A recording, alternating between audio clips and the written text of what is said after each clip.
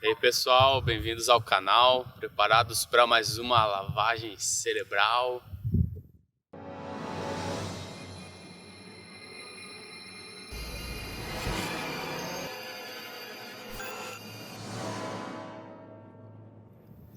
Jesus em Mateus capítulo 5, ele sobe ao monte, os seus discípulos se aproximam e ele diz: bem-aventurados os pobres de espírito, porque deles é o reino dos céus.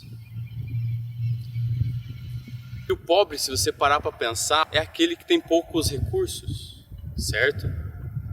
Mas o pobre de espírito tem poucos recursos espirituais. Então ele admite a sua miséria espiritual. Se você pensar no oposto, no que é ser rico de espírito, é só você pensar em Jesus. Jesus era rico de espírito porque ele tinha todas as riquezas espirituais ao seu dispor, todos os anjos ao seu dispor, conexão direta com o Pai. Ele é a fonte da vida. E nós, quando nós admitimos que a gente não tem nada, que a gente não pode nos salvar, que a gente não pode ter a vida eterna, que a gente é um miserável pecador, pobre, cego e nu, e que a gente é pobre espiritualmente, a gente não pode se salvar, a gente não tem recurso com o próprio braço para poder se salvar. A gente se torna pobre de espírito e a gente está pronto para entrar no reino dos céus. Essa é a primeira coisa que a gente precisa ter, é essa humildade de dizer: eu sou um lixo, eu sou nada, eu sou um miserável pecador. Se os meus pensamentos fossem expostos para essa cidade aonde eu moro, as pessoas me odiariam, porque eu sei o que eu penso, que os meus pensamentos são horríveis diante de Deus e até diante das pessoas. E quando eu me desnudo para Deus, eu me mostro para Ele e eu falo: Deus, por favor, me cura, me tira daqui. Deus então nos enche com as suas riquezas, Ele nos enche com o seu amor, com o seu Espírito Santo, com o seu poder, e Ele começa a construir Cristo em nós. E isso é basicamente o início, o start da pobreza de espírito. Mas Deus, nesse tempo, Ele me levou para um nível muito mais além, para um nível muito mais profundo. Tem um cavalo aqui, sei lá, que égua, sei lá o que é. É uma égua. Deus me levou a um nível muito mais profundo da pobreza de espírito. Nesse tempo, quando eu comecei a estudar sobre a pobreza de espírito, eu tinha até então essa informação que eu passei para vocês. O meu celular estragou. Meu S5 da Samsung estragou, que era o que eu usava para gravar os vídeos. Então eu pensei, bom, tem o da minha esposa que tem para gravar os vídeos, mas o celular dela também estragou. Tudo em questão de uma semana. De repente, mas eu ainda tenho o iPad. O iPad estragou também. Quebrou então meu violão. E as coisas começaram a estragar tudo que eu tinha de acesso à informação, de acesso à internet, poder gravar o vídeo. Começou a estragar. E eu comecei a ficar, mas por que está acontecendo isso, cara? Será que Deus quer dizer alguma coisa com isso? Será que Deus está me tirando essas coisas? Porque eu não ligo de Deus me tirar essas coisas, porque Ele sempre, como Pai amoroso, quer nos ensinar alguma coisa, né? E eu comecei a perceber algo muito importante sobre uma riqueza que tem nos embriagado hoje e nos desviado do propósito, que é a riqueza informacional. E que eu vou falar dela mais pra frente. E que ela nos impede de acessar um lugar mais profundo na pobreza de espírito. E esse tempo que eu fiquei sem gravar o vídeo foi desde o começo da quarentena, já faz uns 2, 3 meses. Eu comecei a escrever e estudar muito sobre a pobreza de espírito e então virou um livro. E eu vou passar para vocês tudo o que eu estudei sobre isso, sobre a gente desenvolver a pobreza de espírito em nós. E ocorreu uma mudança de planos, porque os meus planos era passar em cada vídeo, nesse vídeo a pobreza de espírito, no outro vídeo as outras bem-aventuranças, seria a construção de Cristo em nós. Mas Deus, ele parece que esse ano ele quer nos chamar a atenção para esse tema. Com toda essa questão dessas crises que estão ocorrendo, eu creio que Deus quer nos chamar a atenção para a pobreza de espírito, para a gente parar para analisar o que está acontecendo. Eu creio que esse é o tema desse ano, a pobreza de espírito. Se a gente parar para analisar o contexto em que Jesus falou, bem-aventurados os pobres de espírito, João Batista tinha acabado de ser anunciado 2 capítulos antes. E João Batista é aquele que prepara o caminho para o Senhor. É aquele que prepara o caminho para o rei passar. Porque antigamente, sempre que um rei ia passar por conta das estradas não serem boas, era enviado um mensageiro à frente, gritando para prepararem o caminho para o rei passar. Então todas as pessoas começavam a tirar as pedras, as pessoas pegavam as suas enxadas e começavam a aplanar os terrenos para que o rei passasse mais rápido por ali. Então João Batista é essa voz que fala: preparem o caminho porque o rei está chegando. Ele queria anunciar que Jesus estava chegando, que era para a gente preparar o nosso coração. E quando João Batista vem e ele faz com que tudo que é alto se torne baixo, tudo que é baixo se torne alto e os caminhos sejam aplainados, fala de retidão. Fala de retidão, do que está torto ficar reto, do que é desonesto ficar honesto, daquele que roubava não roube mais, daquele que tem 2 blusas dê uma para quem não tem. Eu creio que esse batismo de retidão, o batismo de João Batista, ele faz com que passe uma retroescavadeira aonde a gente está. Porque sempre antes de uma grande construção, o terreno precisa ser aplainado. E a retroescavadeira precisa passar e ficar no nível certinho. E aquilo que tinha antes construído naquele terreno, que não era da vontade de Deus, ser destruído. Então João Batista vem com uma retroescavadeira na unção do profeta Elias, para que o terreno fique limpinho, para Jesus então chegar e começar a construir algo. Quando Jesus fala, bem-aventurados os pobres de espírito, ele está dizendo assim, bem-aventurados aqueles que se submeteram a esse tratamento de Deus. João Batista, quando ele vem na unção de Elias. No livro de Malaquias, no último capítulo, ele dá uma profecia sobre o fim dos tempos. E Malaquias fala assim, antes que venha o terrível dia do Senhor, virá o profeta Elias e converterá o coração dos filhos aos pais e o coração dos pais aos filhos, para que Deus não venha e fira a terra com maldição. Então quando João Batista vem, Jesus diz, Elias virá, e Elias já veio. Ele estava falando que João Batista veio na unção de Elias. Não que João Batista era a reencarnação de Elias, mas ele veio no poder e na mensagem de Elias como um mensageiro que prepara o caminho para um rei passar. Para a gente tirar as pedras do nosso coração, os entulhos do nosso coração.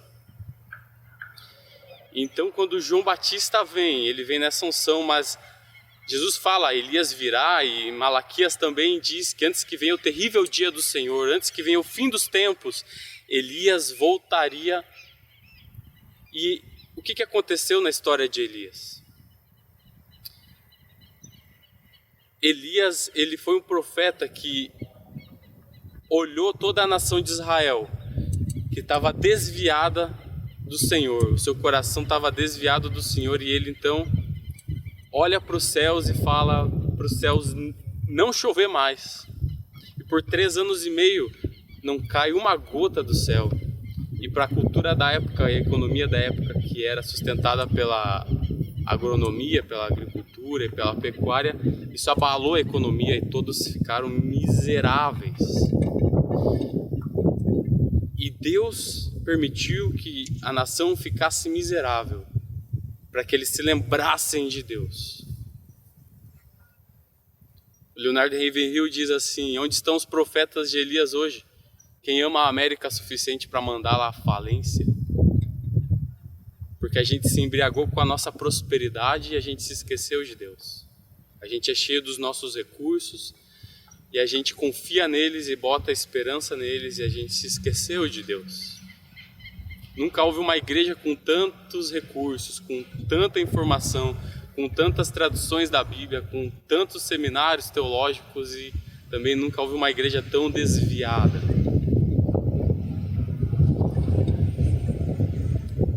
E eu creio que a gente está nos dias do profeta Elias, que viria antes do fim dos tempos.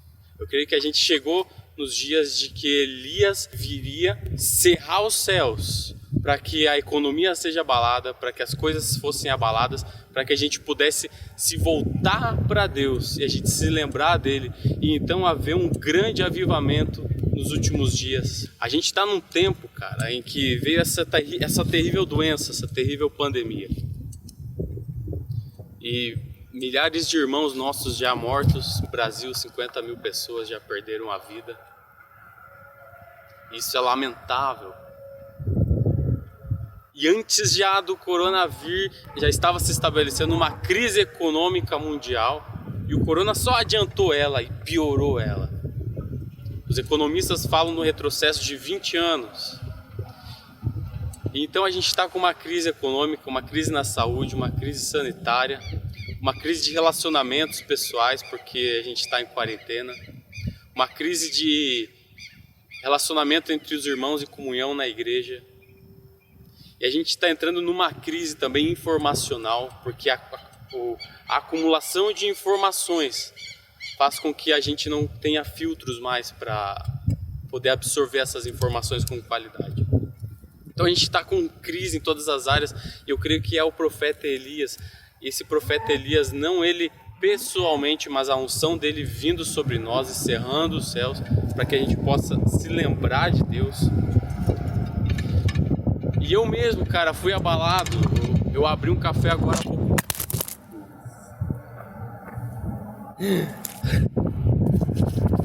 Na hora que eu falo abalado, o celular cai, né? Tá gravando ainda? Tá.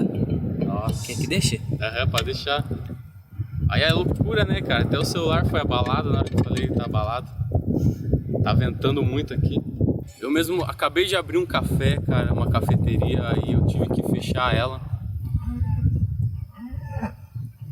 Espera, sei lá, que para de me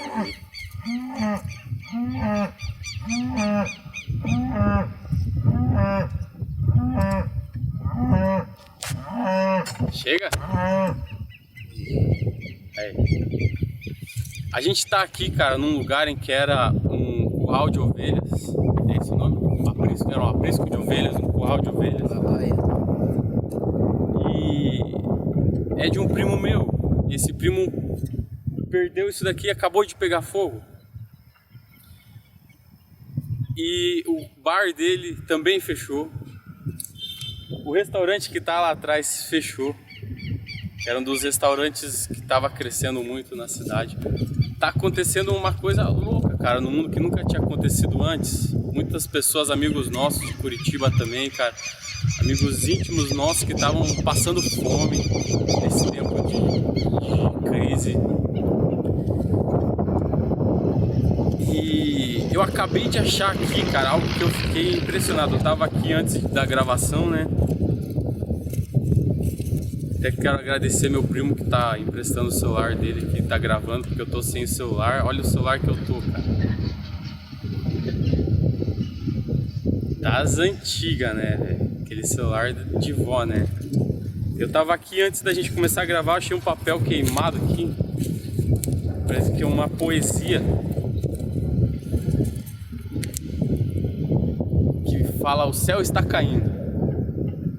A poesia. E agora acabei de pesquisar antes de gravar o vídeo, o céu está caindo, que fala de uma galinha que cai um pedaço de galho na cabeça dela e ela sai chamando vários animais e falando: o céu está caindo, o céu está caindo, e os animais começam a se organizar e isso vira uma manipulação em massa e vários animais ficam desesperados achando que o céu está caindo realmente. Até que eles chegam para a raposa e falam: o céu está caindo. E ela fala: ah, está caindo? Eu sei um lugar que pode nos proteger. Venham até aqui. E a raposa leva eles para a toca dela. A raposa devora todos os animais ali. E isso é interessantíssimo, cara, essa poesia, porque é realmente o que está acontecendo. Para quem está sem Deus, para quem não está em Cristo, é o tempo em que o medo toma conta. E é a preparação de um terreno para que o anticristo venha antes do fim dos tempos. E ofereça uma solução, ofereça paz, ofereça algo que as pessoas tenham segurança, porque está todo mundo desesperado. E a raposa vai oferecer um lugar seguro, mas na verdade é para devorar as pessoas. E para quem está em Cristo, é um lugar em que não é o céu que está caindo, mas é um peteleco de Deus na nossa cabeça. Para que a gente acorde e saia desse lugar de dormência e de anestesia. Para que a gente se desperte para o que realmente importa. A gente perde essas coisas superficiais, mas a gente se lembra então do que realmente importa, que é Deus, que é a minha vida com Deus, que é eu prestar conta para Ele, que é eu cuidar da minha família e da igreja. Então, para quem está em Deus, cara, é uma preparação de um terreno de pobreza de espírito, para que então venha o avivamento, para que então venha o Senhor, é Elias vindo e passando a retroescavadeira, para que então Deus venha e construa algo. Lembra que a gente tem falado sobre a construção de Cristo em nós? Um resuminho do que vai vir pela frente. Agora eu vou falar vários vídeos sobre pobreza de espírito, essa é a parte 1. E como a gente vai poder evoluir na pobreza de espírito? A gente começa admitindo a nossa miséria, mas a gente vai evoluindo para um lugar em que Deus vai depositando as suas riquezas em nós. E um lugar de maturidade é quando a gente abre mão das riquezas que nos é de direito, para poder dar ao próximo, dar a quem não tem, para que outros possam viver. Vale a pena morrer, para que outros possam sorrir, vale a pena chorar. Como Cristo, que não teve por algo a se apegar o ser igual a Deus, o ter poderes onisciente, onipresente, onipotente, ele não se apegou a isso e ele se fez servo, ele se fez homem. Ele abriu mão de toda a sua glória. Nasceu num coxo de estrebaria. O Rei dos Reis nasceu num coxo de estrebaria. Abriu mão de tudo que ele tinha. E na cruz ele abriu mão do acesso dele direto ao Pai. E se tornou pecado por nós. Se tornou uma maldição por nós. Da mesma forma, quem quer entrar num lugar na pobreza de espírito, em que a pobreza então é voluntária. Pobreza é voluntária, como Cristo diz em Filipenses 4. Que a gente possa entrar nesse lugar. E cara, eu conheci um missionário em 2014, há 6 anos atrás, lá da Bolívia. Quando eu vi ele, eu nem sabia que ele era missionário. A primeira coisa que eu falei para ele após a gente se apresentar, é Marcos o nome dele. Eu falei: cara, que linda essa tua blusa. E depois de muitas conversas, ele disse pra mim: cara, eu vendi tudo que eu tinha pra eu poder estar aqui. Conheci ele ali em Porto Amazonas. Eu vendi todas as minhas roupas. Eu terminei com a minha namorada porque ela não aceitava que eu fosse missionário. Eu vendi tudo que eu tinha pra poder viajar e falar de Cristo. E eu falei: uau, que coisa louca. E a gente ficou uma semana juntos. E depois dessa uma semana, quando eu fui embora, ele me chamou e falou: William, vem aqui. Ele tirou a blusa dele e deu pra mim, aquela blusa que eu falei que era linda. Ele só tinha aquela roupa do corpo. E na hora eu tirei uma outra peça de roupa minha e dei pra ele. E aquilo foi impactante demais, cara. Aquela pobreza voluntária. Aquele amor que não se apega às coisas materiais para poder se doar ao próximo. E essa é a blusa dele. Essa é a blusa que ele me deu, que é a minha blusa que eu mais amo. né? Ele falou que é toda artesanal, tecida toda à mão. E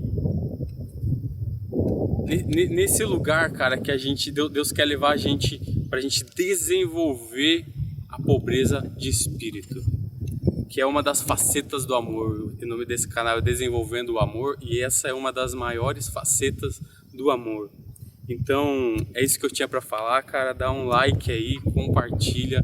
Esse vídeo aqui eu não vou poder compartilhar porque eu tô sem o WhatsApp agora. Não tô conseguindo entrar muito nas redes sociais.